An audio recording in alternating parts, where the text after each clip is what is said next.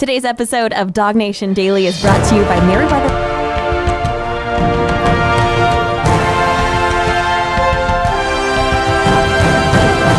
Good morning, Dog Nation. I'm Brandon Adams, and this is DawgNation Daily, the daily podcast for Georgia Bulldogs fans, presented today by Meriwether and Tharp. We have a busy show for you. There's a lot of coaching change stuff out there, transfer portal rumors out there. We'll cover a lot of that. Terrence Edwards stops by on the program today. Always great to have him on the show.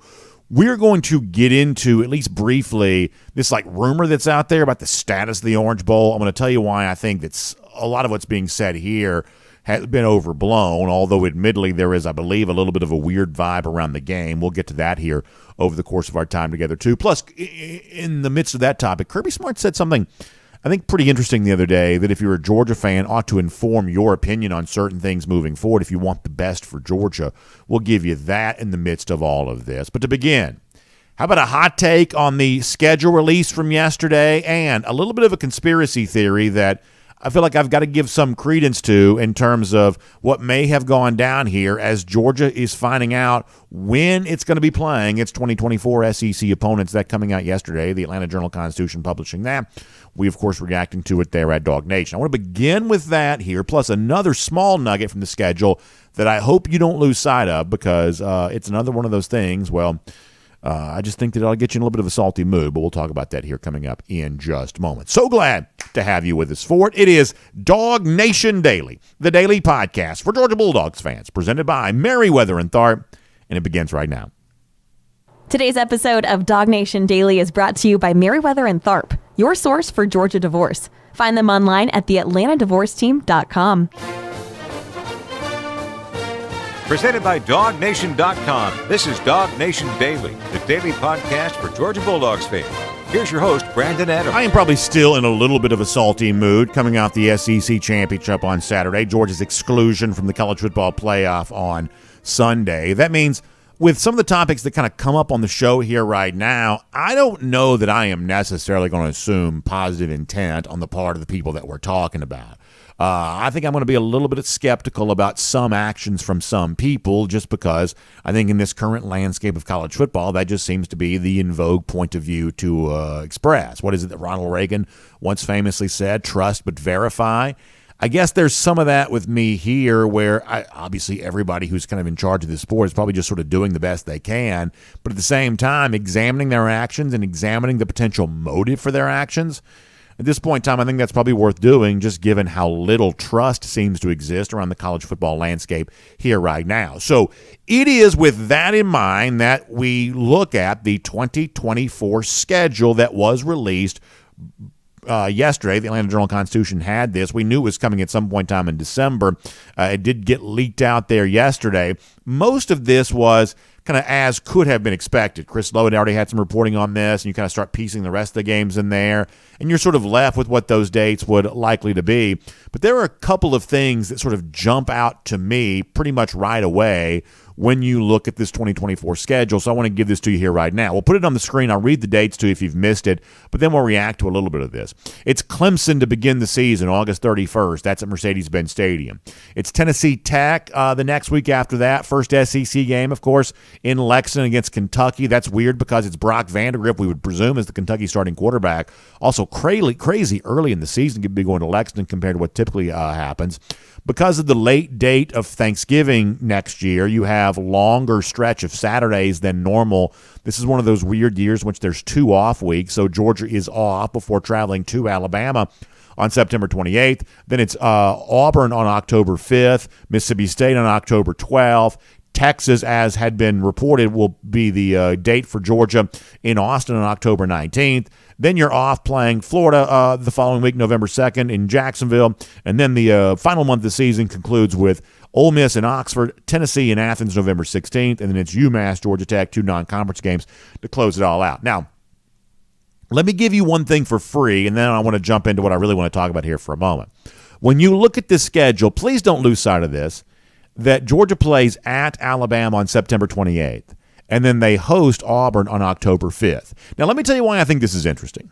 Because it was only a couple of years ago that the SEC moved heaven and earth on behalf of Auburn, who did not want to play Georgia and Alabama within the same month. they were whining and complaining about the fact, oh, we got to play Alabama and Georgia to conclude the season in November. If there's anything we can do to get some distance between those two games, we'll do that. And sure enough, the SEC did exactly what Auburn wanted and took the Deep South's oldest rivalry and moved it much earlier in the season, completely breaking with normal tradition of what had been true for a long time, for reasons that had nothing to do with benefiting Georgia, for reasons that only benefited Auburn.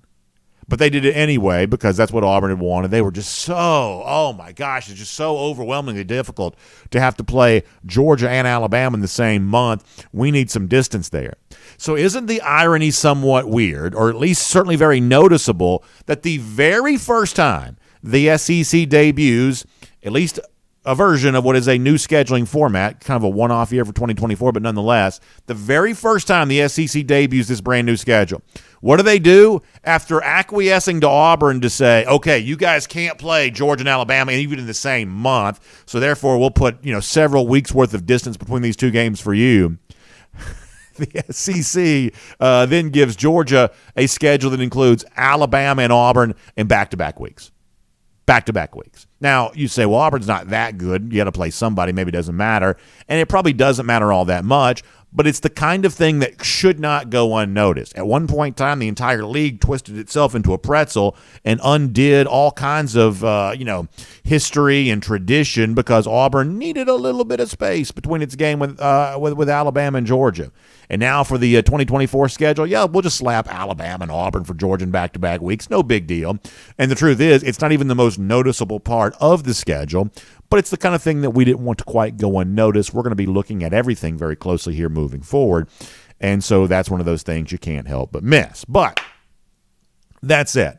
Let me kind of move on to what I really want to get to here just for a moment, which is sort of a hot take and sort of a conspiracy theory about the 2024 schedule here for Georgia. Let me start with the hot take. When you think about Clemson being on this schedule here for 2024, you can't help but think about what happened for Georgia back in 2021 when the run towards an eventual national championship, which turned into a back-to-back national championship, when all of that took place, it started with that game against Clemson, and it's a weird feeling, to kind of go back and think about now because of how much has changed.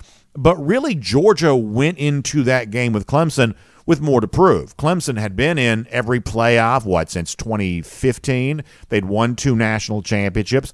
Georgia, by comparison, had only won one trip to the playoff, had not won a national championship, and in 2020 and 2019 and 2018 had kind of been taking steps farther and farther away from actually getting to the playoff. So when those two teams met in Charlotte in the 2021 season, we've talked about this before, when those two teams met in Charlotte to begin the 2021 season, it was really Georgia trying to show that it could be on the same level as Clemson. Clemson was even a point spread favorite in that game. That's the last time Georgia's been an underdog at all. It's certainly the last time it's been an underdog in the regular season. I believe it's the last time that Georgia was an underdog of any form or fashion, I believe. But it was Georgia who had more to prove during the game than Clemson probably did. And the famous quote from Kirby Smart at the end of the game, I think still rings in the ears of many Georgia fans when he gave you one of his great sort of catchphrase about the idea that Georgia wanted to prove its so-called elite status there in that spot. In fact,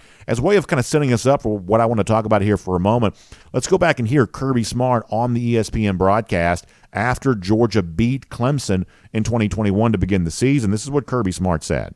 Coach, for you built your career on defense. You know what good defense looks like. How do you describe what you saw out there tonight? Aggressive, getting after it. You're either elite or you're not. And that's what we've been saying all camp. You're either elite or you're not. And tonight we played a really good game defensively. And look, guys, Clemson's got an unbelievable team. But I'm so proud for our university to come in this atmosphere in their backyard where they play their ACC championship game and come here and win this game. A lot of resiliency and a lot of composure. It's one of my favorite moments from the Kirby Smart era. In fact, when we this past summer kind of did a ranking of like the top 100 moments of the back-to-back national championships, and I included that as one of the ones that I submitted, which ultimately became a little bit of a like a social media type campaign for us a little bit, because I love Kirby Smart saying, hey, you're either elite or you're not. And we wanted to come into their backyard, Charlotte, a place that Clemson played frequently because it's the host site for the ACC championship game. And we wanted to show this Clemson program, which undeniably had been elite, consecutive playoff appearances all those years, 6 years in a row, I think it was, 2 national championships. No doubt Clemson, an elite program. 5 years in a row, maybe it was for Clemson to play. Either way, no doubt Clemson, an elite program, back-to-back national champions. And Kirby Smart said in September of 2021, we want to show them that we're elite too. And we want to show them that we're truly elite, maybe even more elite than Clemson was. That was the put up or shut up game for Georgia, where if Georgia had lost that game, some very big and some very tough questions would have been asked about the Georgia program. You know that's true. Many of you lived through that moment. You realize how significant that Georgia game was for UGA. And I believe that there is a game like that on the 2024 schedule for Georgia as well. But even though this schedule includes Clemson, it's obviously not the Clemson game that we feel that way about. I believe it is when Georgia goes to Alabama. This is going to be Georgia's newest version of the you're either elite or you're not type game. Now, you know what a little bit of the chatter here is right now when it comes to Georgia comparison to Alabama. After 2 straight national championships and a 29-game winning streak, when that ends at the hands of the Crimson Tide, there's this talk of, oh, well, it just goes to show you Kirby Smart can't beat Nick Saban. Yeah, he may have beaten him once, but he can't beat – that's the kryptonite for Georgia and all this kind of stuff. Even some Georgia fans sort of say stuff like that. Now, the response I always want to give is, well, actually, when you look at the small number of wins for Georgia against Alabama in the Kirby Smart, Nick Saban era, some of that speaks to moments in which Georgia didn't fully take care of its business. That's certainly true.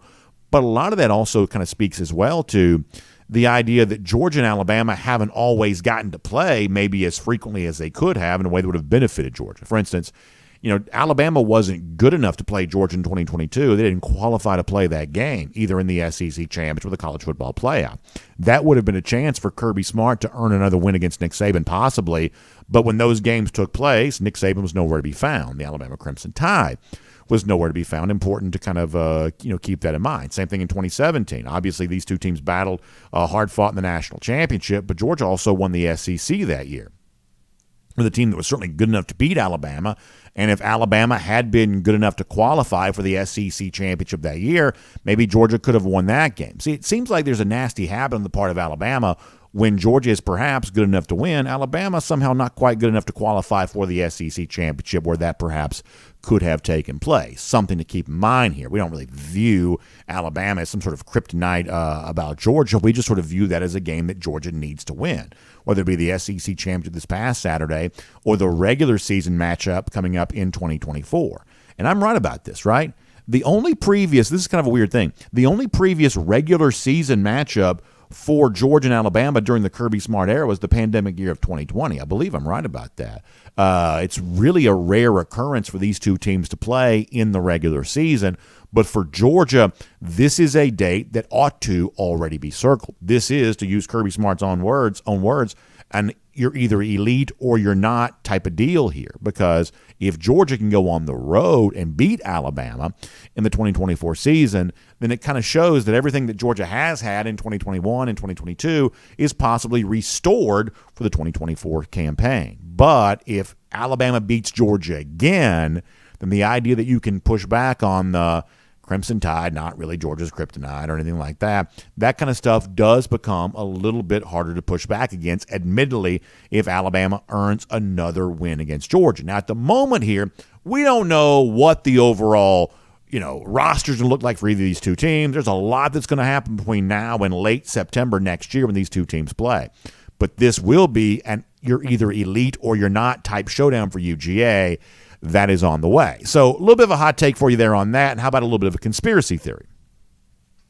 There is one thing right now that everybody seems to be noticing about the Georgia schedule, if you're the kind of Georgia fan that likes to travel when possible to some of these games. And you've heard us talk about it a little bit during our R.S. Andrews cool down. We mentioned this with Connor Riley during an interview he did on the show with us a couple of weeks ago. He was the first person, I believe, to point this out to me because, unlike a lot of my Gen Z friends, I'm not the world's biggest Formula One racing fan. I know Drive to Survive, and I know Max Verstappen and some of that kind of stuff, but I don't follow the circuit all that closely necessarily, just other than some general awareness. But what Connor, who does, I think, follow the sport, pointed out the other day is that the rumored date for Georgia and Texas, October 19th, was the same weekend that the American Grand Prix takes place at the Circuit of the Americas, which is just outside of Austin. Now, that's an event that hundreds of thousands of people travel into the Austin area to attend, and it's been true over and over and over again. And it's the kind of thing that provides a huge headache potentially for Georgia fans who would want to be there. In fact, some of you are reacting to me about this. I want to show you this as an example. George Armstrong wrote into me and to say, this is yesterday, is the SEC stupid or are they just happy to be cruel to Georgia? Georgia and Texas is the same weekend as a huge F1 race? That's a huge mistake. There'll be no hotel rooms, no restaurants. They'll all be overloaded. Flights will be impossible to get, et cetera, et cetera. And it's obviously a travel nightmare. Georgia's right about that. Other Georgia fans have expressed the same feeling to me. I just used Georgia's tweet as an example of what many Georgia fans are saying. How could the SEC allow Georgia to travel in to Austin the same weekend as the American Grand Prix right there at the Circuit of the Americas? Are they just dumb? And as I said to kick off today's show, I am no longer assuming positive intent unless it is obvious that it should be that kind of consideration given. When you go back and look at Texas, if I've done the research correct, and that's always, I guess, a possibility that I haven't, but if you look at the situation at Texas, they have not played a home game the same weekend as the American Grand Prix since 2017. And in 2020, I should say in 2012, when they played at home for the big race weekend, it was a big enough deal. A lot of news stories got wrote about it and things like that. But in 2018, 2019, 2021, 2022, Texas has not been. Either they've been off or they've been on the road the weekend of the American Grand Prix. So how could it possibly be that all of a sudden, after not playing year after year after year after year, not playing at home the weekend of this big race that brings hundreds of thousands of people into the Austin area, how could it possibly be that they would want that game to take place the week of the Georgia-Texas game, which in the first year of the expanded 16-team SEC may be the biggest of all the games? Georgia taking its first trip to Texas, with Texas a member of the SEC. How could they possibly want to cram that game the same weekend as the American Grand Prix? Well, the only thing I can conclude is maybe this was done on purpose. If it was this big of a potential mess, potential debacle, if all of that was as much of a logistical nightmare as it seems like it might be, Georgia fans unable to get airfare, Georgia fans who want to travel to the game unable to get hotels, Georgia fans who want to go to, what's the famous barbecue place or something like that, Georgia fans who want to do all that kind of stuff, not being able to get in there. Oh, well, maybe Texas saw all this and said, hey, how do we keep these visiting fans out of our stadium? Well, let's do it the same weekend as the American Grand Prix. No, I can't prove this, but as I said before, I'm no longer assuming positive intent on stuff like this. Many Texas fans who would go to the game don't need hotels, so the fact the hotels are full, that's no big deal to them necessarily. We do know there was some kind of funny business involved with Alabama's trip to play Texas a couple of years ago, prior obviously to Texas coming to the SEC. We know that Texas put the entirety of the Alabama fan base, all of their allotment of visitors tickets, 4,500, up in the upper deck, including the band. Alabama then tried to return the favor to Texas this past year. So we know there was a little bit of funny business as it relates to Alabama taking a trip to Austin a couple of years ago. And we also know this. Georgia fans completely took over Notre Dame Stadium back in 2017 because of the unique nature of traveling to that venue, something that Georgia fans had never gotten a chance to do. Does it feel like Darrell K. Royal Stadium in Texas could be the same type of deal here? Well, if that's the case, Georgia fans just as excited about descending upon Austin as they were South Bend a couple of years ago. I certainly wouldn't put it past Texas to do anything it could to prevent that from happening. In fact, let's go back to 2017 here for a moment. The South Bend Tribune is the newspaper, obviously in South Bend, Indiana.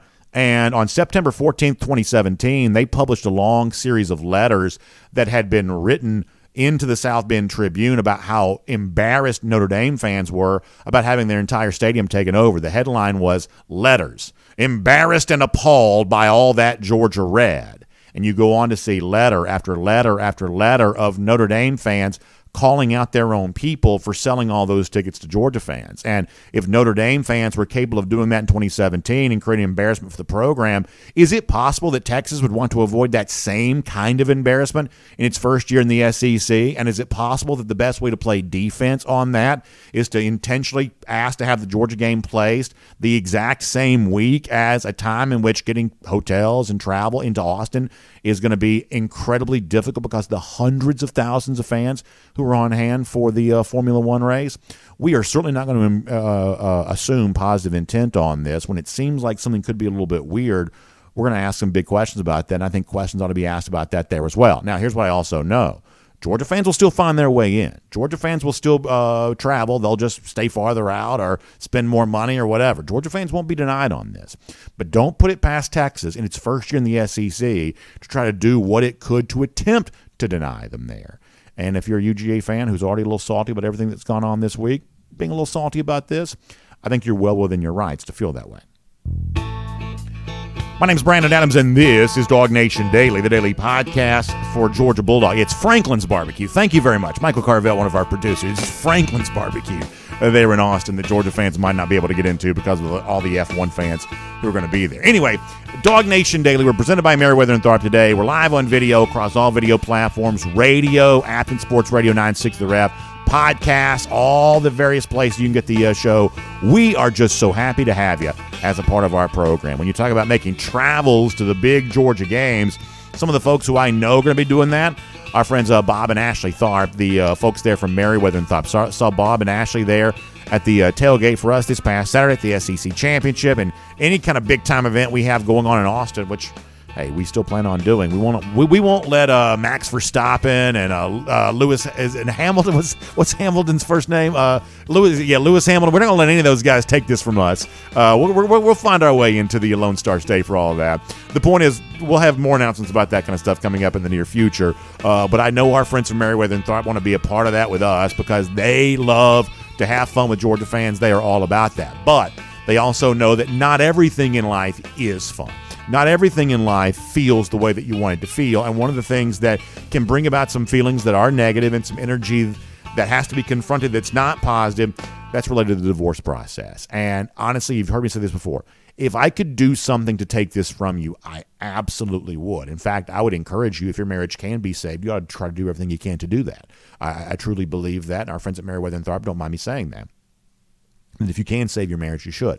But if you find yourself in a situation where it is an obvious next step for you, that the relationship is just severed, it's broken beyond repair, if that is where you kind of find yourself, where divorce is right for you moving forward, if that's the situation you find yourself in, then our friends at Meriwether and Tharp want to help you in your time of need. And one of the specific ways they want to offer that help to you is helping make sense of the financial arrangement around the divorce process. People want cost certainty related to a lot of this, and that's what Meriwether and Tharp can provide for you there as well. There's a DIY option that's as low as $99. There's an assisted model that can be $1,749. That's what the start at.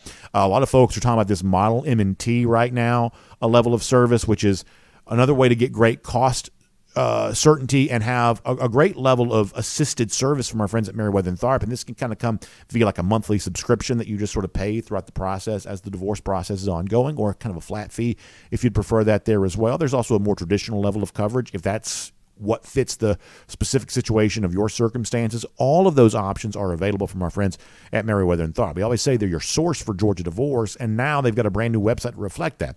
It's GeorgiaDivorceTeam.com. That's GeorgiaDivorceTeam.com. Meriwether and Tharp expanding beyond just the Atlanta area. Offices opening in Savannah, coming soon in Athens and places like that. And so they are, because they've had so much success helping so many people in a very difficult time of life, they are expanding out now into other markets here in the state of Georgia to provide that same level of service to folks in their time of need. Whether you're in Savannah, Athens, places like that, there are some really, really good options coming for you in terms of all of that, if that's one of the market areas you find yourself in. So check them out online, GeorgiaDivorceTeam.com. All right. It is Terrence Edwards here coming up in just a moment. Always happy to have Terrence part of the program. Also, Terrence got a big moment here coming up in a few days as his Milton Eagles will compete for a state championship in the 7A classification. We'll talk briefly about that to Terrence. Also, everything else going on with Georgia here in a minute there as well. Prior to that, let us go around the doghouse. And it's presented today by our friends at Serve Pro. And I want to kind of put to bed here for a moment a rumor that I believe is totally and completely unfounded. And I think we kind of know the so-called like patient zero for like how this rumor kind of took off in the social media sphere. I believe that there's been a huge misunderstanding here as it relates to all of this. Let me show you this from Tim Reynolds on the screen. Tim's a sports writer down there in the state of Florida, and he announced yesterday. Now, I want you to notice this. This tweet got 2.1 million views. That's a lot of views for a random tweet about a press conference, which gives you an idea of the energy that exists around this topic right now.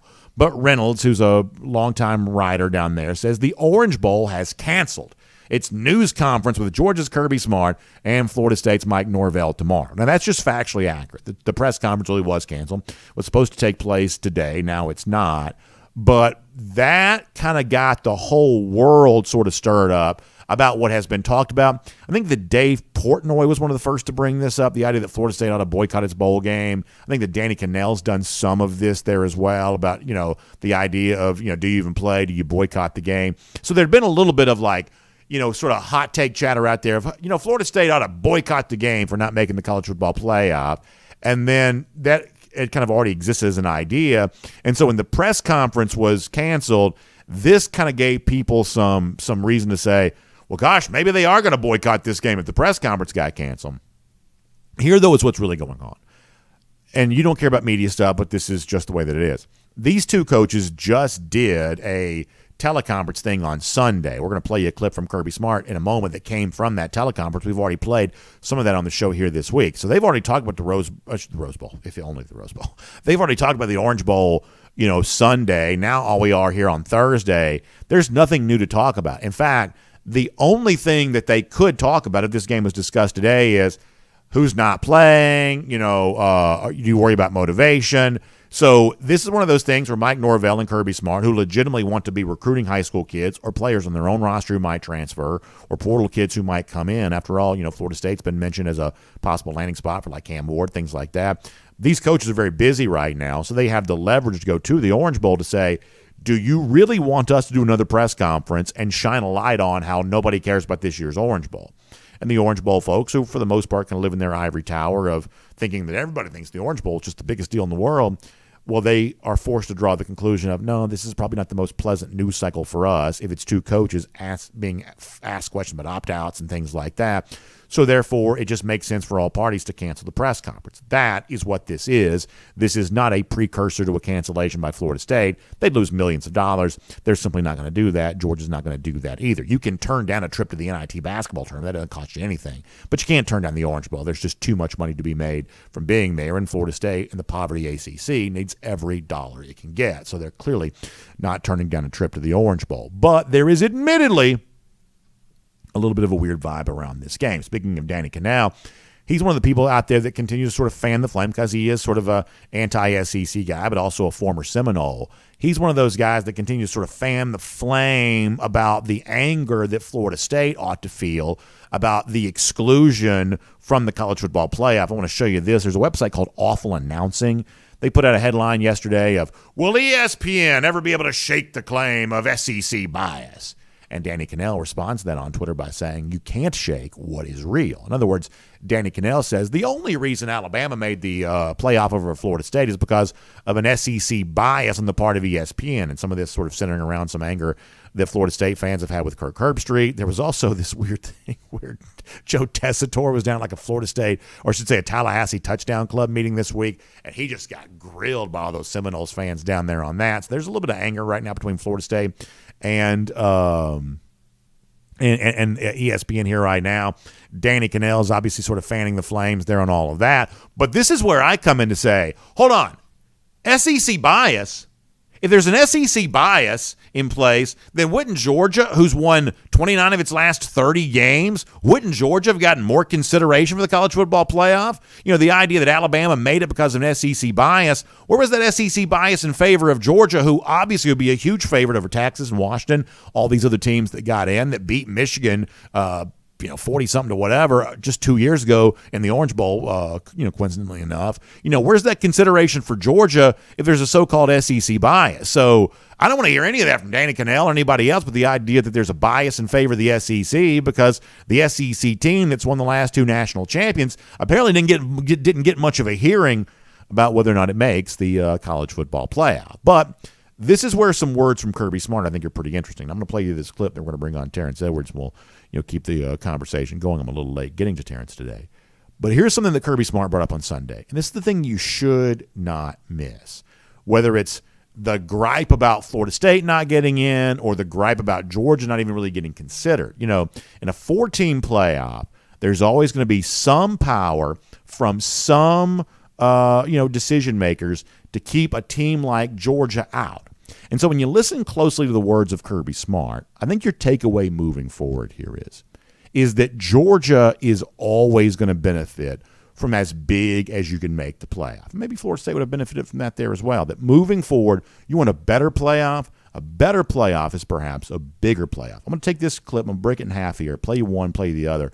Kirby Smart saying that on Sunday. This didn't get a lot of attention, but in light of everything that's going on, this to me would be a way to sort of solve everything. Here's Kirby Smart. Football is a very unique sport, and it's unlike other sports. And it's hard to say, because I've always wanted to say, the 64 tournament basketball team, the baseball team, the soccer team, all these sports I follow in college sports, and I love college sports. They're pure people. I go watch college athletics all over the country. I love watching it. They can go have these big pools and big tournaments to determine who the national champion is, and it just seems fair, and nobody's upset with it. And college football hasn't really been able to get that done because it's much harder in a sport where you play. The game is so physical and it's once a week, and you can't have a 64-team playoff at the end of a regular season. So the model becomes, what is the appropriate model and where is the number? And they've landed now on 12. There will be a debate over who's 13, 14. There'll always be that debate. I certainly don't think it will be an undefeated team that gets left out of that. It may be from a non-Power 5. So I agree with the sentiment that Kirby Smart's expressing here. He even mentioned the idea of a 64-team tournament, which is never going to happen. But the point here is bigger is better because bigger takes power away from the people who get to do the deciding. In a 14 playoff world with 5 Power 5 conferences, that's maximum power for people that I'm not quite so sure deserves it. And then in terms of the overall comparison between like a Georgia and a Florida State or a Georgia and a Texas or a Georgia and a Washington, a team like that, Kirby Smart also goes on to sort of cite the NFL model in all of this. There's a point that Smart makes in the midst of this discussion that I do think is really interesting. Here's Kirby Smart again. When you look at it and you say the playoff model that the NFL's put in place, it's earned on the field. They have a lot more parity than we do. There's 8 and 8 teams making the playoffs, and their schedule gets set for them from a league. And the schedule's set that way, so there's a little more balance when it comes to it. But if you look at the bigger picture, until it's regulated by some supreme body, it's probably not going to be balanced. It's going to be led by conferences that are merging together in different forms, and you're never going to be able to have a long tournament because people can't play these number of games that long. So we'll find out how the 12 works. Certainly would have been good for Georgia the last 4 to 5 years because we'd been in the hunt. We would have had a shot just like FSU this year. So we'll see where it goes in the future. There's 2 things that Kirby Smart says there that I don't think you should miss. Now, he's not jumping up on the table, slamming his fist down to make the case, but the point stands on its own.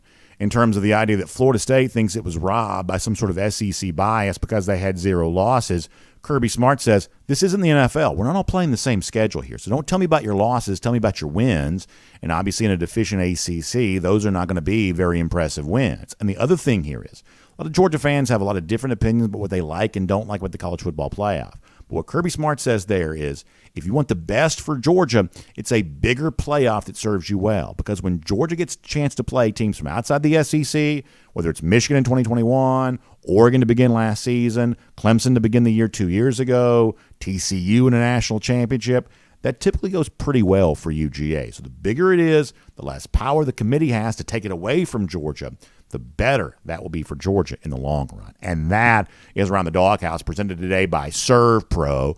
And, of course, there's a mess to clean up for college football right now, but if you find yourself needing to clean up your own mess because of fire damage, water intrusion, something like that, trust the restoration specialists of Serve Pro to get it done for you. Their folks will put it back together for you like it never even happened, which is exactly what you want in a situation like that. Every Serve Pro franchise also independently owned and operated there as well. That means you're doing business with somebody that's got a vested interest in the outcome. So find them online at servepro.com. That's SERV, servepro.com. Great to have Serve Pro with us for Around the Doghouse here today. All right, before we're done, a lot of transfer portal rumors and things like that. We'll cover that as it relates to the rest of the SEC and college football. But for now, what's next for Georgia? Weird vibe around the Orange Bowl and everything else as it relates to these dogs. How about Terrence Edwards here today on DawgNation Daily, presented by Meriwether and Tharp. From Athens and across the SEC or wherever the recruiting trail may lead, here's a DawgNation.com insider. I am late getting to Terrence Edwards today, so I absolutely apologize about that with him, but let me also try to make it up to him by talking about a topic that I know he's very happy about. How about them Milton Eagles on their way to the 7A state championship game in Mercedes-Benz Stadium a few days from now in an unbelievable showdown with Walton? Should be a fun clash there. Terrence, as a coach, I know how much this means to you to be a part of the state championship, and obviously this is a program that's had great success since you've been there. So congratulations to all of you. Another great win for you all this past Friday night, and a chance to take that final step potentially toward the state championship coming up, not this weekend, but a couple of days after that to begin next week. The week after that, I should say, there at Mercedes-Benz Stadium. So congratulations on all of that, and welcome to our program here today. Thank you, B.A. Thank you very much. I think, a lot of people didn't give us a chance versus Colquitt, and we went out and won that game, and no one really gave us a chance against Grayson either. And the kids stood up, went out and played up to their abilities. And here we go. We're in the state finals against a great Walton team that can score points. So it should be a great 7A championship game next on the 13th Wednesday. That's exactly right. It's going to be Wednesday the 13th. And for all these guys get a chance to play Mercedes-Benz Stadium, this is a kind of a return back to the big house for that after being at Georgia State Stadium the last couple of years, and weather's been kind of an issue there. What does it mean for these players, do you think, to get a chance to finish a season in Mercedes-Benz Stadium like that? How valuable is, whether that be a Milton player or a Walton player or 6A, 5A, on down the line here, what do you think it means to players to play a game like that in Mercedes-Benz Stadium?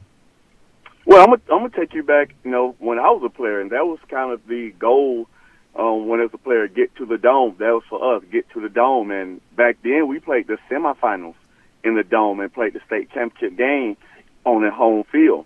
So it is a great accomplishment. Even for this team, it's always been a mantra for every team. Every team want to finish the season in the bins, and that if you finish the season in the bins, that means you're in the state championship game and you've done a lot of things right.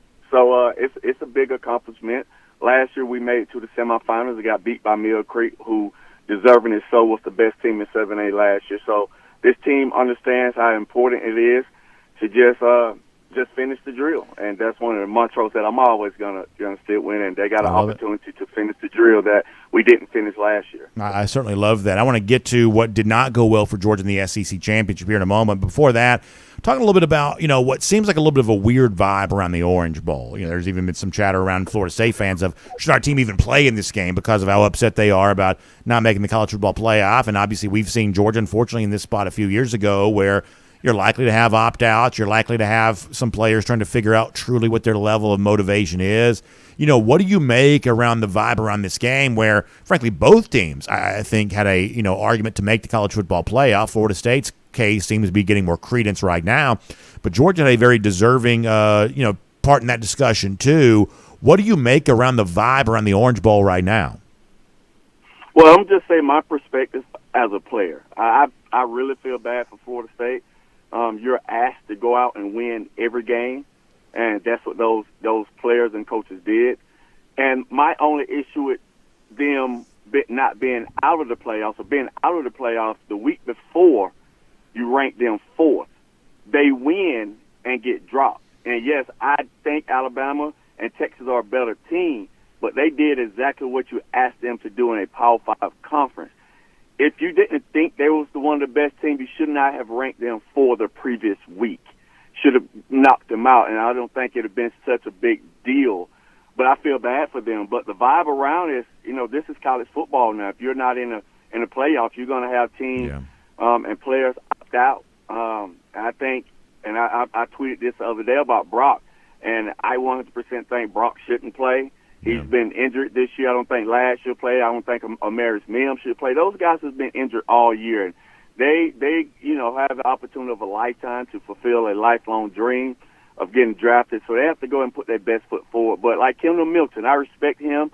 He's already came out and said he's going to play because he's been hurt. So he want to continue on this high note that he's been. He want to finish it strong. So everyone have different reasons for opting out, and I don't have a problem with players not wanting to play.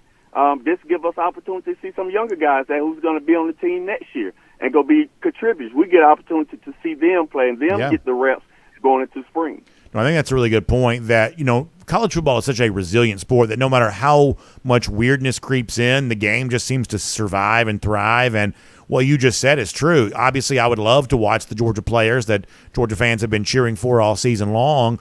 But if it's some guys getting an opportunity to kind of show now what they could possibly do next year, Terrence, I think that's really interesting too. If Georgia goes to Miami with a limited roster, it seems very likely that it might.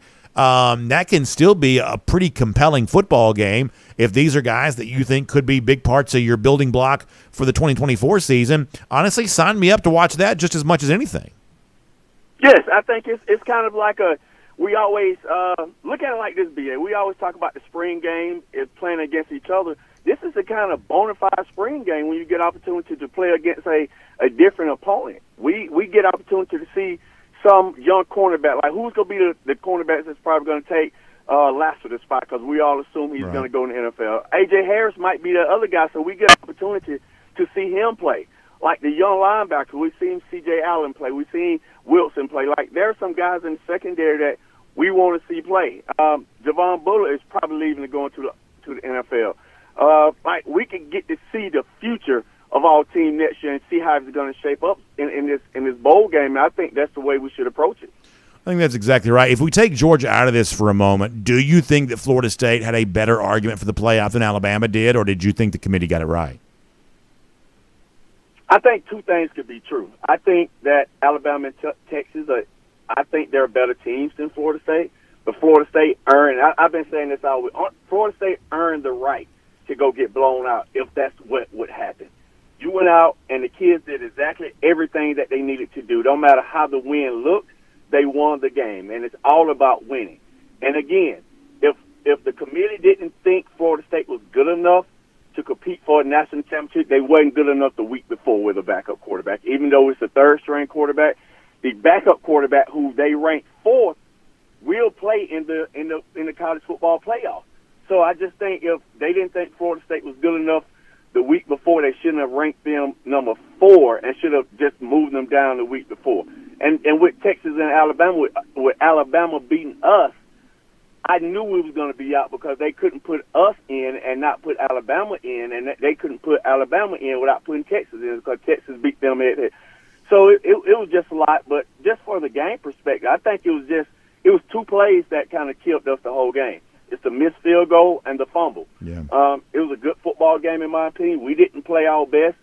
Alabama didn't make a mistake that cost them, and we did, and that was the outcome of the game. Well, let me talk to you a little bit more about that SEC championship for a moment. It's obviously a little bit of a sore subject, but we haven't had a chance to hear more from you on this, and so I think you're right. The penalty that backed Georgia up 5 yards made the field goal more difficult for Woodring, and he missed for what seems like the first time in forever. That's obviously a really big deal. The fumble gave Alabama 3 points, and a 6-point swing like that in a game you lost by 3, that sort of tells you everything you need to know. I think it's also true, Terrence, that and Jake Fromm talked to us about this yesterday. It seems like that Brock Bowers truly was less healthy in this game than he was during the Ole Miss game. The idea that something happened in that Tennessee game that made Brock more injured than he had been. Some sort of complication, I guess, getting rolled up on perhaps. It seemed like that might have been what, Jake Fromm, saw there. And unfortunately, being held out of the Georgia Tech game was more than just a precaution, that Brock Bowers truly was injured. Obviously, Ladd McConkey's been battling that kind of stuff all year long.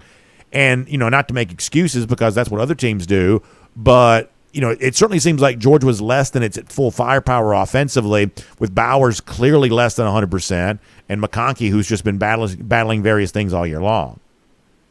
Yeah, most definitely. I mean, we didn't have our arsenal of weapons. Ra Thomas wasn't able to play.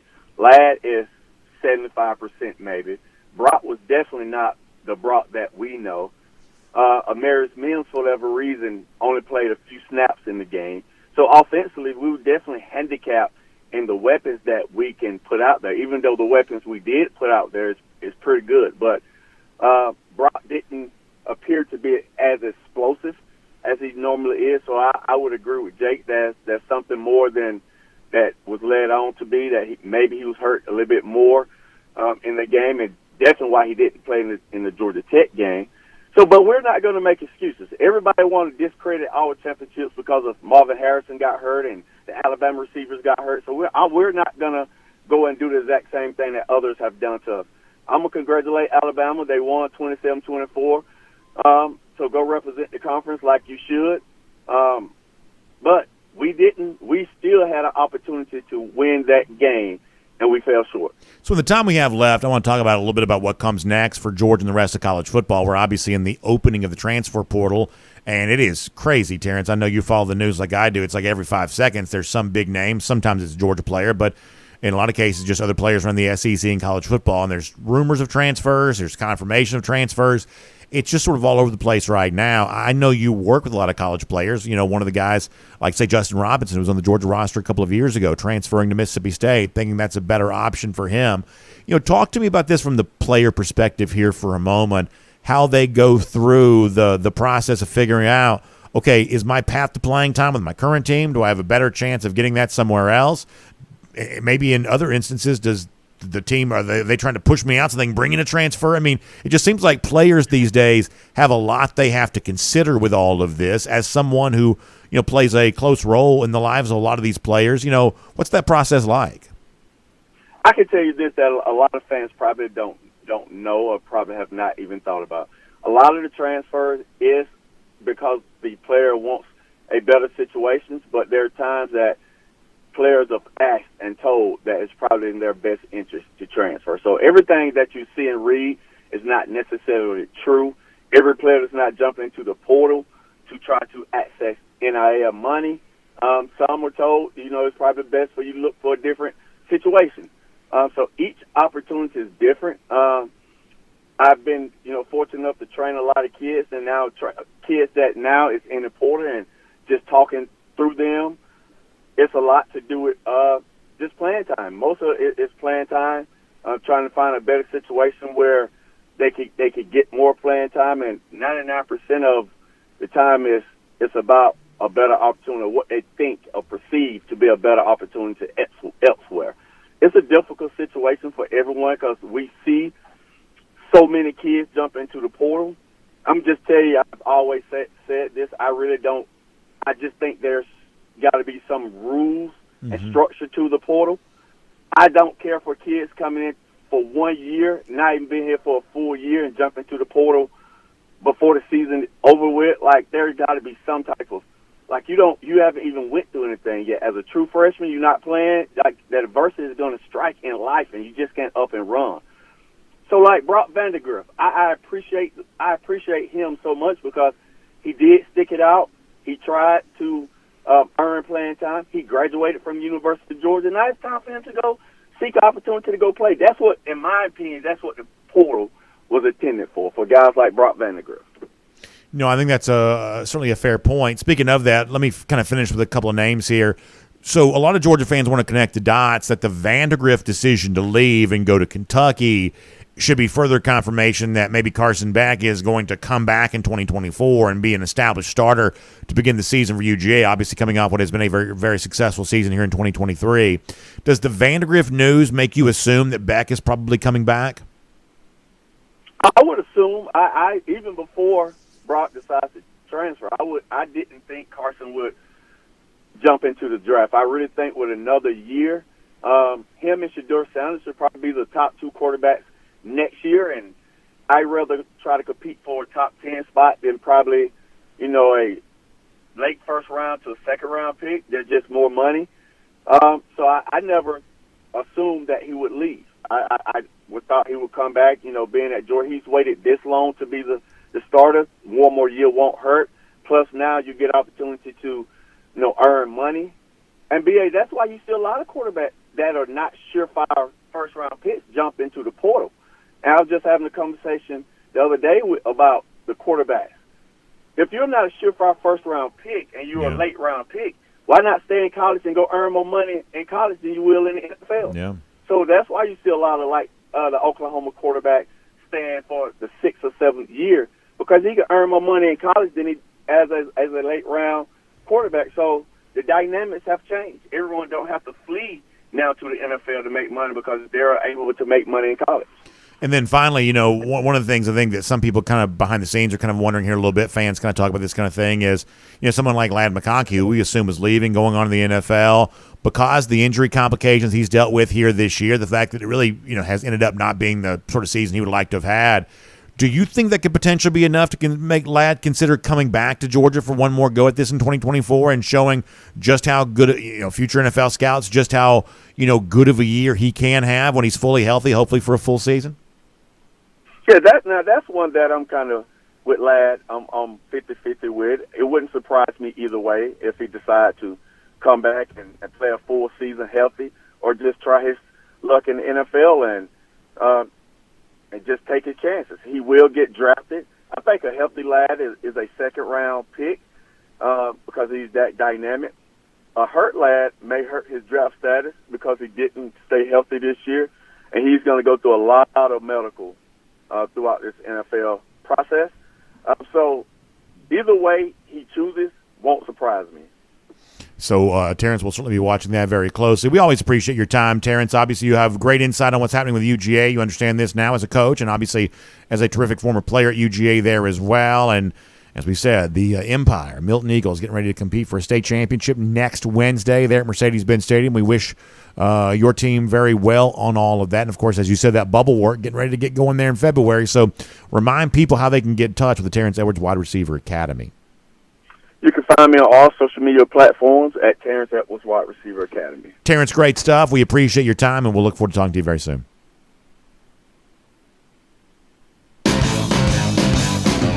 Let's take a look around the rest of the league. This is SEC Through. All right, so good stuff from Terrence Edwards, by the way.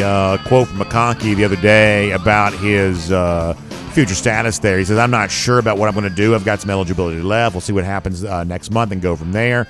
We will see. I don't know yet. I haven't completely made a decision.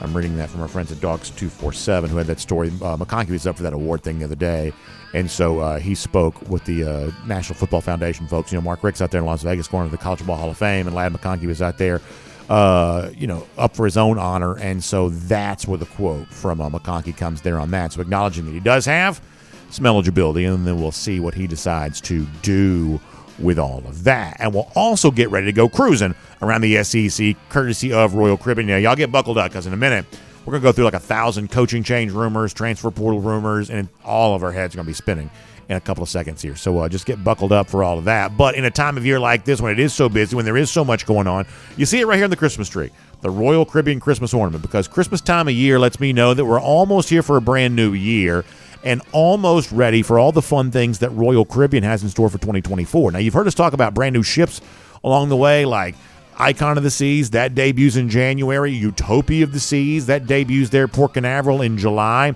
But the other thing that's really fun with all these new ships going to Perfect Day Coco Cay and all the really good stuff that goes on with these Royal Caribbean cruise vacations is the debut of the Hideaway Beach there at Perfect Day Coco Cay there as well. And listen, there is to me nothing more fun than Perfect Day Coco Cay. And a lot of you have seen me and you know that it can be sometimes a little too fun, right? But it's a great experience nonetheless. And it's going to be even better in 2024 with the debut of Hideaway Beach. Kind of an adults-only type of add-on beach area to the private island oasis that already exists exclusively for those on a Royal Caribbean cruise vacation. You kind of look like the Vegas-style pool party. That is what Hideaway Beach is going to be, and it's going to be an amazing thing that makes Perfect Day Cocoa Cay even better. So if you're going to be on Icon of the Seas or Utopia of the Seas, one of these brand new ships sailing in 2024, you also have a chance to enjoy this brand new experience as a part of Perfect Day Cocoa Cay. Jessica Slater can tell you all about it. Great travel agent, and Royal Caribbean believes that a great travel agent makes a wonderful Royal Caribbean cruise vacation even better. So give her a call, 770-718-9147. That's 770-718-9147. You can also email her, jslater@dreamvacations.com. All right, we're going to bounce through a couple of stories here. I thought this was pretty interesting, that a pretty big name from Florida. I want to make sure I give you the numbers right on this, because one of the top Florida edge rushers from a year ago is on his way into the transfer portal. It's Princely Umalan. I know I probably butchered the last name there on that, but you've seen Princely out there before. This is a guy that did not play much, coming in the class of 2020, kind of a slow start. Brenton Cox leaves the program. Princely sort of steps in for Florida after that, and 4.5 sacks in 2022, and then a big year for Florida this past season. 7 sacks for the Gators a year ago, 39 tackles there as well. So when you look at a guy like that going into the transfer portal, this is a guy that's going to have, you presume, a lot of overtures here for someone who maybe could have considered going to the NFL, something like that. Maybe feels like he has more to prove at the college level here. But over the course of the last couple of seasons, you're talking about double-digit sacks combined when you look at the last 2 campaigns for him. So potentially a big name here, and another pretty sizable loss for Florida in terms of their pass rush. Losing that's worth watching and seeing where he lands. Could be interesting stuff, and also another blow for Florida that needs as much good news during the offseason as it can possibly get. Speaking of offseason good news, looks like Mike Elko has got some of that to start his time as Texas A&M head coach. And to me, this is why you hire a coach like this. We've said many times before that for all the chatter about Mark Stoops, what that turned out not to be, we think that Mike Elko is a better hire for Kentucky than Stoops would have been anyway. But either way, when you're in the business of looking at an experienced head coach for your job, you're seeing someone has the ability to hit the ground running with key hires there, because it's not just the head coach. It's obviously how quickly the coach can operate to put a quality staff together. And it looks like Mike Elko is certainly doing that, bringing in Colin Klein, Kansas State offensive coordinator, moving over now to become Texas A&M offensive coordinator. It's a pretty nice hire for a guy that's had some success there in the Little Apple, as they like to call it, Manhattan, Kansas, with the Wildcats.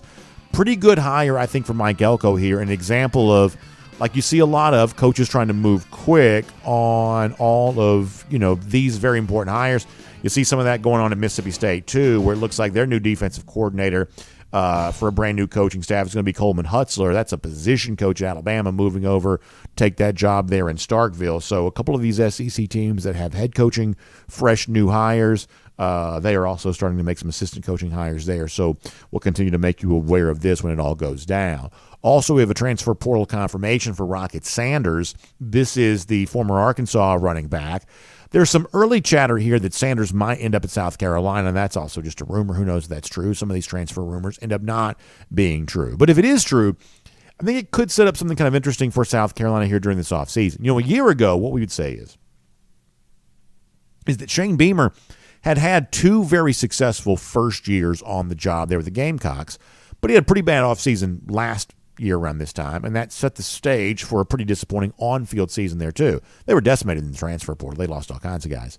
And that probably took away any real chance they had to be bowl eligible and win some games, the kinds of which they had been winning, certainly in the 2022 season. But we've already heard some rumors here, and maybe these are unfounded. Maybe this turns out not to be true, that a guy like Sanders could maybe come to South Carolina. Ironically, one of Sanders' former teammates, KJ Jefferson, has been thought maybe he'd be a candidate to eventually go to South Carolina, at least possibly there on that. I think what you're seeing here is that maybe the door kind of swings more in the direction of South Carolina bringing guys in this year as opposed to seeing a mass exodus. Maybe that means they've got some of their NIL stuff figured out a little bit.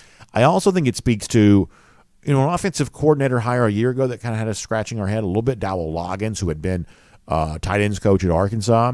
Maybe this is an example of, well, if you see former Arkansas players at least considering coming back to play for him again, maybe that means that South Carolina's got a pretty good OC in place. And as they move on in some form or fashion, kind of what's next after the Spencer Rattler era, maybe the presence of Loggins ends up being a good thing. There had been some chatter that Loggins might be a candidate for other offensive coordinator jobs here this offseason, maybe even going back to Arkansas. Maybe that's not happening right now. So could be the Gamecocks are set up to have a better offseason here as the calendar turns to 2024 than what happened for them a year ago. And then I'll give you a couple of quarterback rumors here for a moment.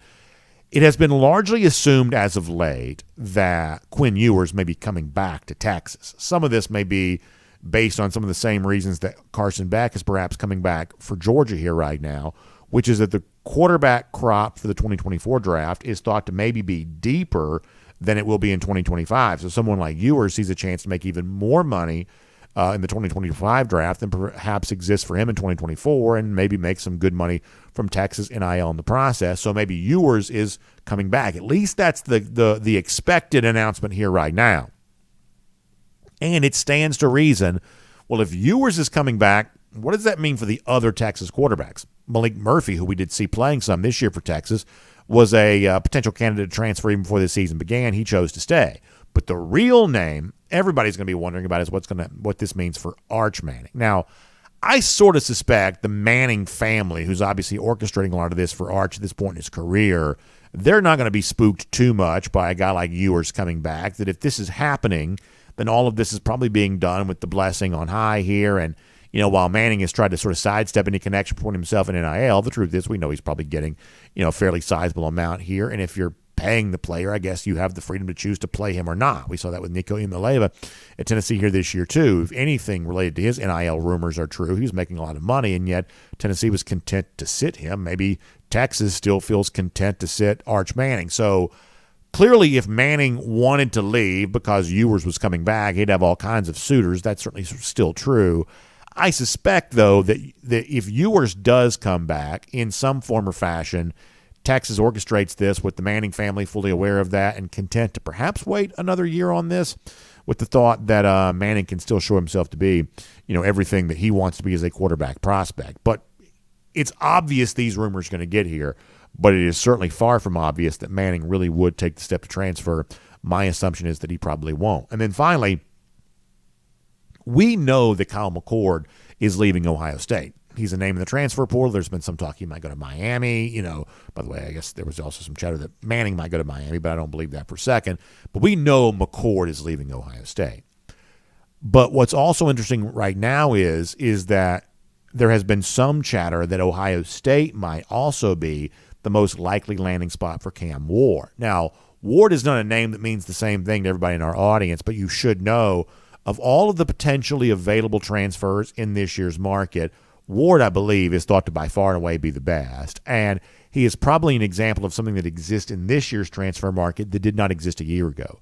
There was no quarterback that transferred last year that immediately made the team that he transferred to into a playoff contender the way that, like, say, Caleb Williams going to USC had been the year before that. We didn't really have that prior to the start of the 2023 season. But if Ward were to go to Ohio State, that would be an example of that, where clearly Ward says, after spending some time at Wazoo, I'm ready to put myself into the highest possible college football conversation to show people how good I can possibly be.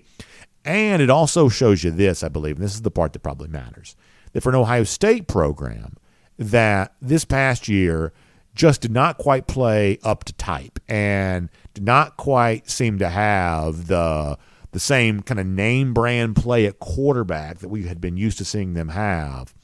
This is an offseason. If we believe any of these Cam Ward rumors, and right now they're just rumors, there was an ESPN guy that put it out there, then deleted the tweet.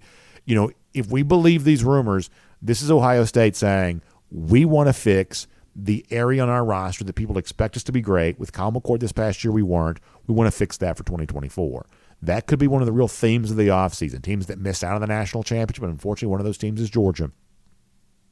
Looking at what has made us great before, what needs to be fixed, and how can we spend this offseason making sure that happens. That's what Ohio State perhaps is doing when it comes to Cam Ward. That will be some of the same kind of conversations that Georgia's having perhaps there as well. We'll make that cruising around the SEC, courtesy of Royal Caribbean. And as I was We'll do this sometime later on. We were just showing the Ryan Day video there. There's always been sort of a conspiratorial bent to some of our folks in our audience, perhaps started by me, I guess. The idea that Day dyes his beard. In the video we were just showing of him there, you certainly felt like you saw some gray kind of popping through on the top of that hair there for a minute. So maybe that's some smoking gun evidence of some of the beard dye stuff. I mean, am I right? Listen, this is such a jerky thing to do. But unless there's something off with the color on this, that is a lot of gray hair peeking through right there. And it ain't normally like that. I mean, can we say for those on video that something's going on there? He looks like a skunk. Like what is going down with Ryan Day's hair right there? Anyway, I guess I shouldn't be saying anything because I got my own issues too. But at least wanted to point that out there. When I saw the video, I couldn't help but notice that. Hey, let me give a shout out to our friends at Mr. Rooter here for a moment, because one of the things they can help you with is something pretty important for you. I'm talking about whole home water filtration, or if you need your drains cleaned and you want to repair the water heater, so much more. Our friends at Mr. Rooter can help take care of all those kinds of important things for you, addressing your plumbing needs as quickly as possible. Residential, commercial, everything in between. You can rest assured that you can count on Mr. Rooter for upfront pricing, flexible service options, and exceptional customer service. Plus, it's just a $29 dispatch fee. So find them online, MrRooterGeorgia.com. That's the word Georgia spelled out, MrRooterGeorgia.com. So a couple of golden shoes here to wrap it up here today. And I think these are important messages to remember. First of all, starting with our buddy Ryan Walker. Let's give this to him. He writes in to say, regardless, I'm always going to be a dog. Win, lose, or draw, there is no in between. It's a lifestyle, damn it. And he shows you a fun graphic here that says fan with a box to be checked, not checked. Super fan, still not checked. Die hard, still not checked. The box that's checked is till the casket drops. You better believe, Ryan, you feel that way. So many Georgia fans in our audience feel that way there as well. There is no setback that turns us back. Georgia fans just as loyal as ever and just as enthusiastic and optimistic as ever about the upcoming year. Now, when I first got this from my buddy Mad Dog, I thought this was Logan Roy for a minute, but apparently it's supposed to be someone who's not able to see. And Mad Dog writing in, this is what it looks like when the SEC review official was asked about the controversial Alabama reception. Yeah, one way or another, we were not happy with that SEC announcement yesterday at all. Poor, pitiful response in light of some very fair questions about why the Isaiah Bond catch wasn't stopped for additional slow motion replay review. So Mad Dog right to make fun of that via a golden shoe there as well. So we'll give him one too. And lousy stinking Gators, losing effective pass rushers, no real hope promised for the future. It's a total mess there. Billy Napier being made fun of by high school kids this week, if you saw that video. In 1,125 days, that's how long it's been since they've beaten Georgia. And listen, Georgia may not be national champions this year, but they are still the champs of kicking around Florida. And so I guess we'll take some consolation from that. And we'll call that our Gator Hater Updater and see all of you back here tomorrow. DawgNation Daily, presented by Merriweather and Tharp. And on video, time now for the R.S. Andrews Cool Down. R.S. Andrews, the one you turn to for your air conditioning, heating, plumbing, and electric needs. Showing up on time, doing the work that's promised for the price that's promised. You can certainly trust them for all of that. All right, I'm going to start on YouTube today. We're going to bounce through. We're going to do kind of a normalish comment section type deal. And we'll see how that goes. If you got any thoughts on the schedule, we'll do that. Any of the stuff around the Orange Bowl, we'll do that. So here's what's interesting. DMAR42 ranks future quarterbacks as Nico Imaleva and then Dante Moore and then Arch Manning. He says situation matters, though. Yeah, I mean, at this point in time, I'm not really quite so sure how good any of these guys are. And I would have told you, at least in the case of Dante Moore, I thought he was really good. But, DeMar, am I not correct about this? Dante Moore barely played for UCLA this year, right? And then he chose to leave. Now, you say situation matters, and it does. Maybe Moore gets to a better landing spot at some point in time this year. Maybe we see the best of him here coming up. Perhaps that's what's on the way.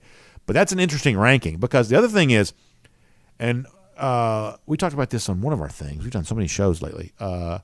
Like Nico barely played for Tennessee at all. I mean, I hope he plays in the bowl game. I'm just sort of curious to see what he looks like.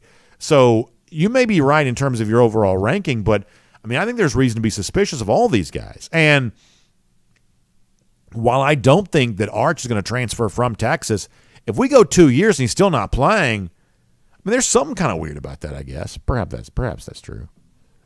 Kirby's Belt pointing out that London Humphreys is visiting UGA this week. Yeah. So I feel pretty confident saying I don't think Jeff's going to be on tomorrow. Two of our elder scribes here, veteran scribes, Jeff and Mike, have both been a little bit under the weather this week. So I don't know we're going to have Jeff tomorrow, but I did want to talk to him about some of these visit things coming up here. So, yeah. Ron Warbington wondering about who Georgia's pursuing the transfer portal besides Humphreys. I mean, I'd look very closely at these defensive linemen. I would certainly look at an LT Overton because it always stands to reason if there was a relationship before, then the relationship might still be there right now. Now, sometimes it does change. We have certainly seen over the years Georgia recruited a guy one time and has decided a couple of years later they don't really feel like doing that anymore. But oftentimes that's not the case. So if there's, so for instance, and this is just me connecting dots, and this is kind of how I read news, right? Because ultimately I'm not a reporter. I don't even pretend to be. But here's how I read news. If Walter Nolan and LT Overton are both in the transfer portal, then by a slight margin, it seems like Overton's more likely than Nolan because Nolan's second choice when he went to A&M was Tennessee. So if he's going somewhere new, then my eye would be on Tennessee a little bit there. Now, that's not a guarantee that he goes there, but that sort of makes sense. Overton, probably would have gone to Georgia if not going to A&M. So second chance, maybe Georgia makes the most sense right there. Once again, it's not always as easy as that. But that's sort of how I read the news, which is, okay, well, if you want the elite defensive lineman, then who did you get to silver medal for the first time around? And that might be your best chance here on this too. Bobby Main says if Milton doesn't improve, meaning Joe Milton, then I think that Nico Imaleva could be the starter for Tennessee in 2024. I mean, Milton can't come back, can he? Isn't he 30 years old? Like, can he come back? Would they even want him to? If you're not playing Nico Imaleva in 2024 when you rumored to pay him $2 million, then something's messed up bad. Something's way wrong. So, listen, I'm 200 miles from Knoxville, so I'm clearly not, finger on the pulse of that situation. But if you're going to try to tell me in an off-season here that Nico Imaleva is not taking major strides towards being the day one starter for Tennessee next season, then something's weird. Something is weird as can be because there ain't no Quinn Ewers, bad grammar intentional, there ain't no Quinn Ewers in Knoxville right now. That's Joe Milton, who's had a pretty bad year. So worth watching for sure.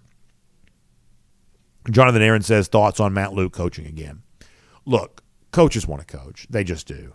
And I know there was this and I'm not trying to be cynical here, I know there was this very sort of tearful thing, a couple of years ago about, oh, man, this is just a guy that just realizes there's certain things in life more important than football. And he probably meant it when he said it. But coaches want to coach. They just do. And good for him. He's getting $1 million to coach offensive line at Clemson. That's a really good thing. Clemson is in desperate need of offensive line. So Luke can go there and be a hero. And I don't really know Matt Luke. I've talked to him one or two times. He seems like a pretty good dude, though, right? So he seems like the kind of guy that would get along well with Dabo, that Clemson fans would love. And, I'll tell you this. There was a time in my life, I am a very, very happy and I feel very fulfilled in life, right? And so I'm very thankful that I feel that way because fulfillment's obviously a very important need that everybody has. There's a time in my life, probably, 15 years ago, 10, 15 years ago, something like that, where I did not have that level of fulfillment. I was confused about what I wanted. And I've been in kind of sports media, things like that. And so my thought was, I just need to get out of all of this, right? The similar kind of decision that someone like Matt Luke might have made. I just need to get out of all of this, right? And I just need to focus on what matters. Well, that if you're wired a certain way, you're just wired a certain way, and eventually you gravitate back towards what you're sort of wired to. And for me, that was sports media stuff. For Matt Luke, that's coaching. That's just the way that it is. And you may try, but, to quote Michael Corleone, every time I try to get out, they pull me back in, and there is a gravitational pull back towards the direction that you're wired. And that's just the way that life goes. Let's see what else. Pizza Man says, how will our offensive line be next year? Better than our defensive line? I don't want to do too much of this right now because it's just way too early. But I think there's some pretty big questions to be asked about Georgia at a lot of very important position groups for next year. I think they're great on both tackles. I love Ernest Green as returning offensive tackle. I believe you're probably looking at Monroe Freeling as a starter on the right side if I had to guess. That's two former, essentially 5-stars, bookending your offensive tackle. But a new center, that's a big deal for Georgia. What does Tate Ratledge do? Does either Micah Morris or Dylan Fairchild kick over to guard? And are you doing Morris and Fairchild, your two guards? You probably feel pretty good about that if that's the way that it plays out. But if it's Jared Wilson stepping into the center spot, no disrespect to Jared, that's a really big deal. Man, that's a big deal. Cedric Van Pryne has been playing at Georgia since 1987, it feels like. The idea that, all of a sudden now there's going to be somebody new. I mean, that is not fun. That is not fun. It's not fun for anybody to be like, okay, well, here's this, essentially perfect center who, has never seemingly had a bad moment on a football field. I'll go back to this. Like, I remember another offensive lineman who kind of reminds me of Cedric Van Pryne in terms of the professionalism about the way that he plays the game with. Like, I remember prior to the 2015 season or 2016 season? It must have been 2016. Yeah, 2016 season, I think it was. They tried to put Isaiah Wynn at center. Isaiah Wynn was good at everything. Isaiah Wynn was a first-round draft pick. He was good at everything. He was not a great center. Like, center is its own world. It is its own world, and a new center is not a ton of fun. And listen, Jared Wilson may go on to be, Mike Webster, but still, or Damani Dawson or somebody like that. G. Grace Manboy said the Texas DC just took the Nevada job, so there you go there on that. Jonathan Aaron says, how do you feel about the JT Daniels? What is the JT Daniels news? Hold on, what is the JT? Is there JT? What could there possibly be? Is there JT Daniels news? Let's see. Oh no. Is this? I didn't see this. Has this been out there? Man, I didn't see this. Am I the last one to know this? That JT Daniels is medically retired from football. It said it was 5 days ago. I didn't see that. I didn't see that. I hate that for him. Obviously, just sort of given where it was at one point in time. But I'll tell you this: could Daniels be so? What I'm reading here from The Athletic is he's going to pursue coaching after medically retiring. Could I see JT Daniels being a very good coach? I could. I definitely could. Daniels is a very sharp communicator, and I think that does matter. And go back to what Kirby was saying about Carson Beck the other day about being in that quarterback room with Daniels. Like, the one thing you'll say about JT was JT really knew the offense. I mean, he really knew, these kinds of things. I do believe as a quarterback at Georgia, there was something that was a little bit off there. Something was just a little bit off. Something about the chatter didn't quite match the performance. I think that's just sort of fair. But I did not know that. Didn't even know he had a bunch of concussions either. So that is totally new for me. Yeah, Dave Snow, thank you. Morris Rich. I just missed all of this. Hemingway. By the way, good to see Hemingway in here. I feel like we hadn't seen Hemingway in a minute. He says, been an amazing run. Buckle up, my fellow Dog fans. Next year is likely to be to test our faith. Dogs could easily go 8-4. I hope not, but I prepared myself for the possibility.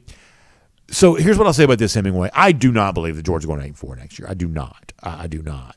We may bring no one on to say 7-5, but I do not believe 8-4. But I am telling you right now, this is going to be a very different offseason around Dog Nation because, the last 2 years it's been go for 2 and 22 and go for 3 and 23. This thought that Georgia was the best team in the country and everybody else about to find out about how good Georgia truly is. That's not the offseason conversation here right now. Now, Georgia will still be a national championship contender.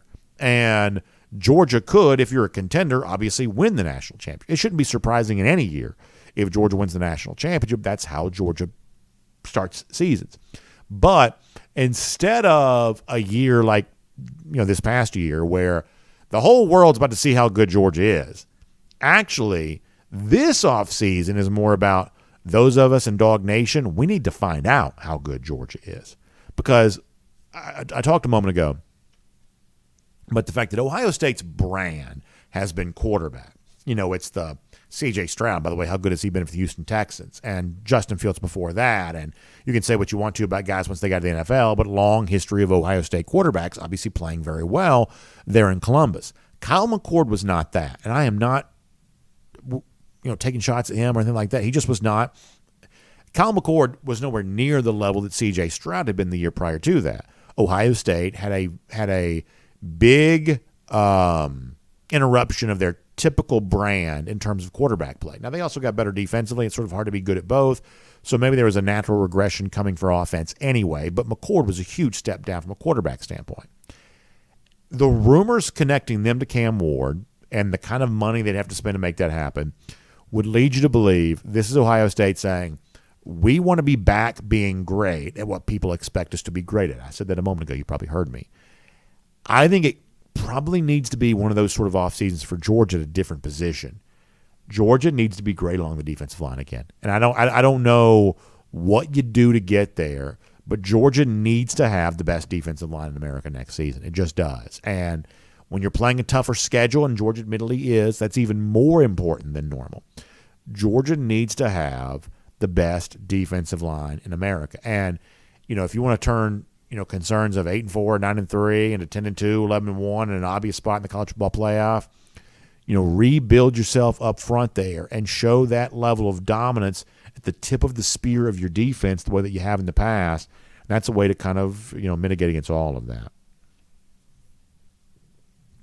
Dave Snow says 2024 is going to be a test. Open with Clemson, Bama, and Auburn back-to-back weeks. Texas and Ole Miss on the road. Yeah, it is a grizzly bear of a schedule, no doubt about that. But almost everybody in America is playing some version of a more difficult schedule than they played in the past, at least the teams that compete. So that's worth considering there on that. I do think you ought to notice, as you said, and we talked about this off the top of the show, after the SEC moved heaven and earth to keep Auburn from having to play Georgia and Alabama in the same month, the SEC doesn't flinch, putting Auburn and Alabama in back-to-back weeks in the Georgia schedule.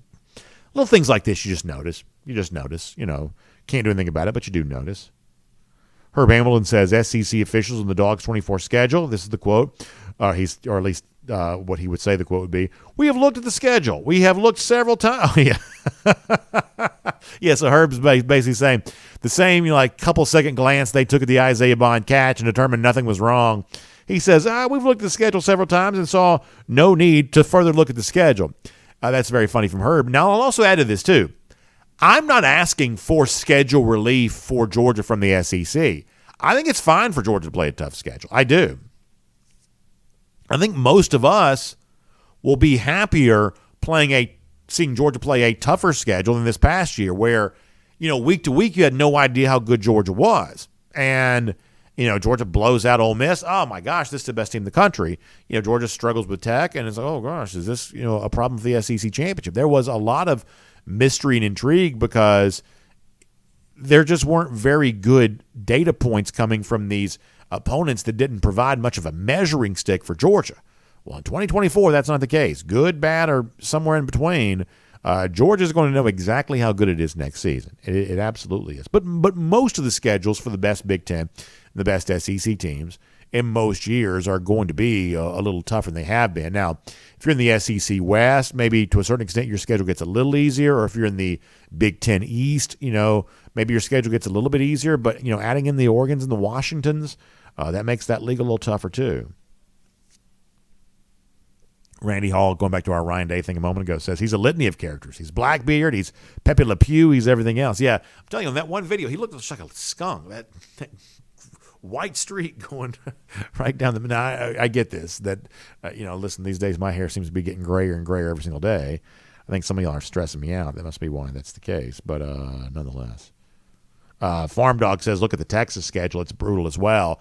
Yeah, and look, this is what you want. You want everybody playing a tougher schedule because the best teams will do the best against the better opponents. That, the Florida State argument of, well, look at us, we didn't lose to anybody. If that argument worked, then I would sit here on the show and tell you that Georgia ought to go to the ACC. If Florida State could say, oh, my gosh, we're 13-0, we beat everybody in the ACC, so therefore we put us in the playoff. If that argument worked, then someone like me who, wants to do what's sort of in Georgia's best interest, I'd be saying, let's get, Josh Brooks on the phone. Let's get Georgia out of the SEC and get them to the ACC, because pretty clearly they're printing free tickets to the college football playoff in that league, because all you have to do is have a pulse and walk and chew gum at the same time. You can go 13-0 and basically get gifted a free appearance in the college football playoff through some sort of welfare campaign. If that worked, then you'd want to be in the ACC. You'd want to be in one of these deficient leagues. I mean, same thing for Texas here. Texas kicking around the very weak Big 12. They're on their way to the SEC, but you can make a case, given what they're about to experience, that, it's kind of nice to be in one of these deficient leagues. Let's see what else. Frank says with tougher schedules for most teams, 2 losses next year could get you in the 12-team playoff. Yeah, I mean, there's sort of a weird fetish about being undefeated in college football that never should have existed. 1 or 2 losses, that doesn't tell me anything about how good a team is. It just tells me how good the teams were you played in a lot of cases. So not only will we see 10-2 teams make the playoff, we're going to see 10-2 teams win the national championship. We are. That's why Kirby Smart said what he said earlier, I believe, about the idea of, in other sports, you got a 64-team playoff. If there was a 64-team playoff in college football, now, logistically, you couldn't really do that, but a 64-team playoff would be, theoretically speaking anyway, would be very good for Georgia, because it couldn't have anything taken from it by some sort of boardroom somewhere. Now, there are also other ways to sort of take things from teams, and at some point in time, we'll probably start examining some of that kind of stuff too.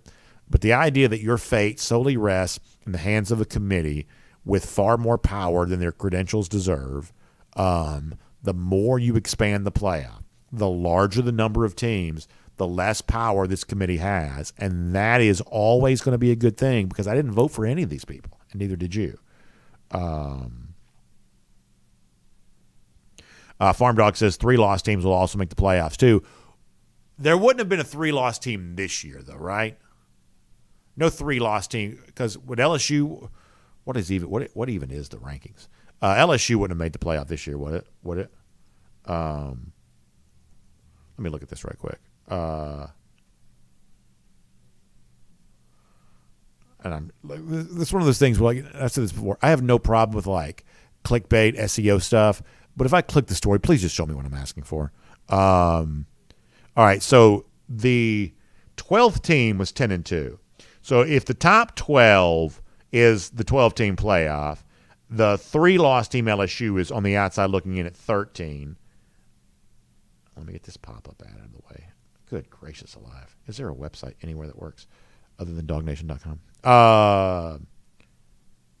So the teams that would have gotten in were 10-2 Missouri, 10-2 Penn State, 10-2 Ole Miss, 10-2 Oklahoma. So as has been said many times before, the top 4 seeds would have gotten byes. That's Michigan, Washington, Texas, Alabama. That means Florida State, Georgia, Ohio State, and Oregon would have been hosting opponents.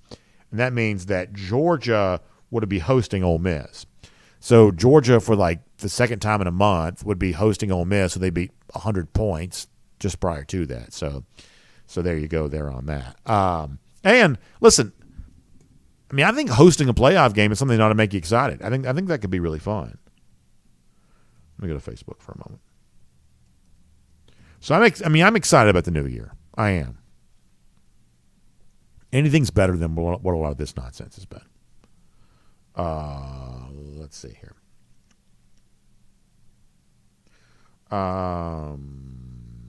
Jacob O'Neill says the SEC championship is the national championship. And I get where you're saying that, and I think that's to a certain extent true. But I also think that you need to recognize that there has been a parameter of a discussion established by people that don't have your best interest in mind. This idea of you lost, therefore you have no stand for anything else. The people who built the framework around that discussion don't want people to realize there's an imbalance of success between the teams in the Deep South and the teams everywhere else. Like Washington and places like that do not play the same brand of football we do down here. And over the course of a decade, that gets proven because the SEC never loses these national semifinal games. As we said before, it's not good for business to have the SEC in here beating all these teams every year because they're eliminating full regions from the country. And if we believe the conspiracy that it's been expressed that they wanted to keep Florida State out of the playoff because they would be the team that might lose 65-7, like happened a year ago with TCU.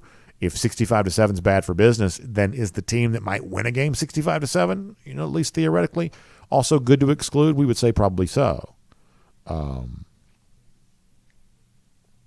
Myra Herbert Bush says, I hope Bama loses. Yeah, as it stands right now, I'm not even that excited about watching games. I'm sure I'll probably get there, but I'm not excited about it right now. Todd David Brown says the hubris of the College Football Playoff Committee's horse dung. Yeah, it is, and it's a lot of this stuff like the SEC thing yesterday. With trust being at such an all-time low, you have to have some respect for your constituents to assume they won't just believe whatever it is you say. We sort of live in a weird age where it's like the one thing you can't do is tell the truth. You can say anything but the absolute truth. And so the SEC, in the case of the replay thing, can't say, yeah, we feel like that probably should have been reviewed, but it wasn't because the people up there are sort of old retired officials and they're, too busy, clipping coupons for, early bird special to, pay attention to what's happening on the field. You can't say the truth. You have to make up some other thing of, yeah, we took 5 seconds to review it. What else do you want us to do? Like you have to literally have so little shame to share the most unbelievable message possible, and you do it with like the utmost conviction. Like that's what, in many cases, these sort of positions of power sort of feel like they end up being. That I have so little shame, I am capable of telling you anything and looking at you like you have no choice but to believe everything that I'm saying. Or even if I know I'm lying and you know that I'm lying and I know that you know that I'm lying, I'm still going to say whatever I want to say. And there's literally nothing you can do about it. That's not good for the sport. If that's the prevailing wisdom of the people in charge of, oh yeah, we looked at this replay, we saw this, it was fine. We took 5 seconds. That was all we needed to see, or whatever the selection committee's saying in their own version of that. That type of flippant disregard for not just the truth, but just obvious common sense. Not good for the sport. Not good for the sport. Let me get this comment up here. Randy Martin asks a fair question. Is Gunnar Stockton going to stay at UGA? I 100% believe that he will be. I'm going to tell you right now, of all the quarterbacks sort of post-Carson back at Georgia, I think there's a chance that Gunnar Stockton's the best overall prospect. And I say that knowing full well how good a guy like Dylan Raiola could be. And I'm not anti-Raiola, who would be. But I think there's a very good chance that Gunnar Stockton is the best overall prospect of the young Georgia quarterbacks. James K. Young bring the good point here, which is they spent 2 seconds reviewing air quotes around review. They didn't stop it for review, but they spent 2 seconds looking at the Isaiah Bond, alleged catch. But then they spend, forever reviewing an Arian Smith catch that was obviously a catch. It's just, I'm sort of anti-replay in general, to be honest with you, and it's the sort of misapplication of the replay process that aggravates me more than anything else. Because this is why the Bond catch wasn't reviewed. If you and I are watching a game, let's say we watch Thursday Night Football tonight. Is it Steelers-Patriots tonight? Is it the Thursday night game? We'll see if the Patriots can score some points for the first time in a month. If we're watching Thursday Night Football, most of us don't have a dog in that fight. Now we're cheering for Darnell and those guys there with Pittsburgh. So you got some former dogs there that you're obviously cheering for, but most of us don't really care who wins the Steelers-Patriots game. We're just watching. Maybe some of y'all bet it, but we're just sort of watching the game. We don't want the game stopped every 5 seconds for replay because that messes up the flow of the game. And ultimately, that's why controversial things like the Bond catch, that's why the instinct isn't to stop it. That's why they don't do that, because it messes up the flow of the game. I'll tell you where you see this a lot is in basketball. If you care about basketball, like college basketball especially, where they'll let anything go for the first 38 minutes of a college basketball game. They'll let anything go. They just assume it's all fine. But in the last 2 minutes, they'll spend 10 minutes reviewing the closest little thing. So, and I'll get off my soapbox after this. the play that there's always like this is, when a team's full court pressing and the inbounder inbounds the ball and the defender runs over to deny the pass and there's a deflection and the ball goes out of bounds. 100 times out of 100 in the first 38 minutes of a game, the ball is out on the defense and nobody even questions it. 100 times out of 100. But in the final 2 minutes of a game, now we've got to watch the replay 1,000 times to see, well, did it actually go back off the offensive guy after touching the defensive guy? Games are officiated differently in the final 2 minutes than they are in the other part. You see it more in basketball, or maybe I just notice it more in basketball. But it's the same thing with the football thing, too. If the Bond thing had been the last play of the game, they would have reviewed it 1,000 times. But instinctively, they don't want to review stuff like that during the game, even though it ended up being the biggest play of the game. And that's kind of what the neutral observers to the game sort of want. If it's your team, you want every holding call. You want every pass interference call. You want all of that called. You want the game called tightly because that's just what seems fair to you. But if we're watching Steelers-Patriots tonight, which I believe the Thursday night game, if we're watching that, we sort of want the refs to let them play because that's what the flow of the game is all about. And that's ultimately what a lot of this kind of comes down to. They'll never admit that, but that's kind of true. Craig Jones says, in the last 2 minutes, it's one of two things. They either overreact, call everything, or they just want to let them play and call nothing and have the push-off like Alabama did against Auburn. So there you go, yeah. All right, let's see what else. Berna Blackburn says they could not have reviewed the catch. Even a 5-second review, you could tell the ball hit the ground.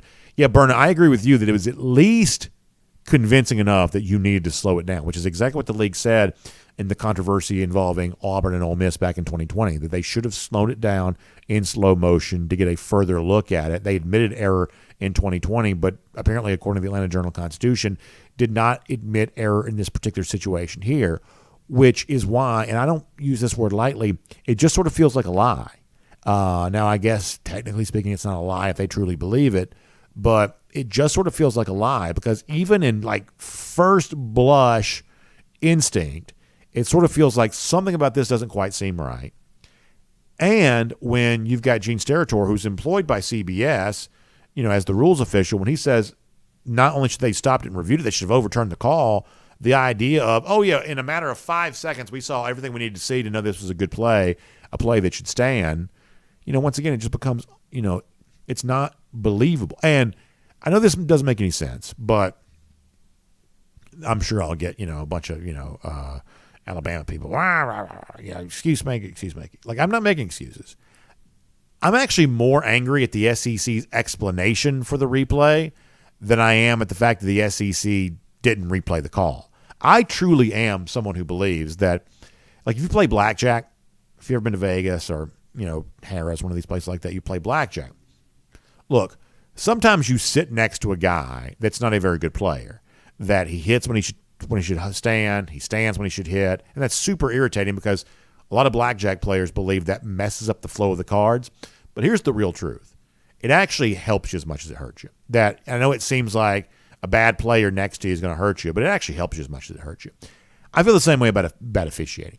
A bad official helps you just as much as it hurts you. That the idea that there's going to be blown calls, the idea that the replay process is fairly inefficient, and I know it seems like those things always go against Georgia, but for the most part, fans think those sort of things always go against their team. So I go into a game knowing that we're not sending our best and brightest to be these referees. We're just not. We're not sending our best and brightest. So when something does go wrong and the SEC's like, what do you want from us? We spent 4 seconds looking at this. I'm actually more mad at their explanation for what happened than I am the actual error they made during the game, if that makes sense. All right. We got to go. Good gracious, it gets late fast. All right, let me go back to YouTube again, and we'll kind of bounce through all this one more time. DMart42 on Samuel Mpemba. Yeah, I mean, there are a couple of guys, and Jeff Sintel was pretty clear about this, that he felt like Mpemba was a guy that would kind of grow into a role at Georgia as physically talented as he was. And I think that Jeff's probably proven right about that. Cowboy J, UGA, says that Raiola may go elsewhere. I don't think that's the case. His whole family moved to Georgia. And I'll tell you this, too.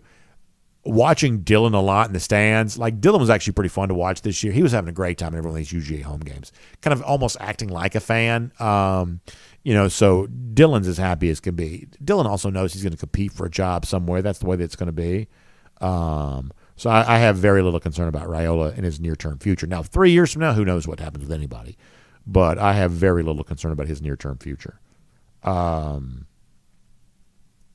Johnny Surfdog on Nick Saban's retirement. I'm going to tell you this right now. Nick Saban, if you're watching, you better not retire. You better not. Do not. I don't care if you win the national championship. Do not walk off in the sunset. Do not do that. You got a date with Georgia next September. Don't run scared from that game. Do not run scared if you're Nick Saban. Do not retire. You better not retire. He better not retire. You get the gift of being a part of a college football playoff that Georgia's not in. You win the national championship against cheating Michigan and, one of these, other teams. You better not retire. Better not do it. Georgia wants its revenge. Saban skated, free and easy, only having to play Georgia one time in the Kirby Smart era during the regular season. That was the pandemic year, which we all know doesn't count anyway. He better not retire. All right. Back on Facebook one more time. Daniel Calvino sharing some happy birthday messages here. Daniel Aldrich, thank you for the kind words. I really appreciate that. You guys are so kind. I appreciate that.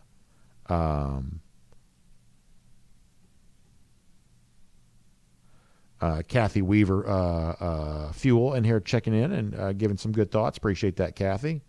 William Camacho checking out. Appreciate that.